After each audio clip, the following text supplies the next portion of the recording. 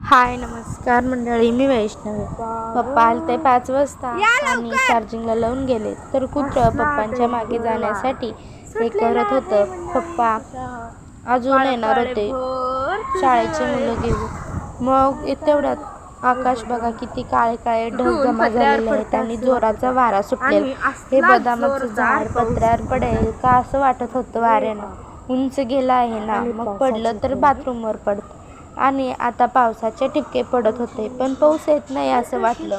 पण नंतर खूप जोराचा पाऊस आला आणि बघा आणि तर आज पप्पा आलते तर अशा पावसात वातावरणात की माझ्या शाळेची आठवण झाली.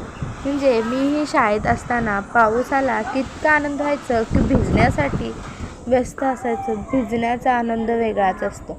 लहानपणीचे फक्त आठवणी राहतात ना, हे खरं आहे. मग तेवढ्यात मम्मी म्हणली की लाईट गेली, मग लाकडं काढून घ्यावं. तर मम्मी लाकडं काढायला गेली. जरा वारा सुटलं की लाईटच जाते आणि आज सकाळपासून लाईट नाही, म्हणून उद्या येईल की नाही लाईट माहीत नाही. चला बाय.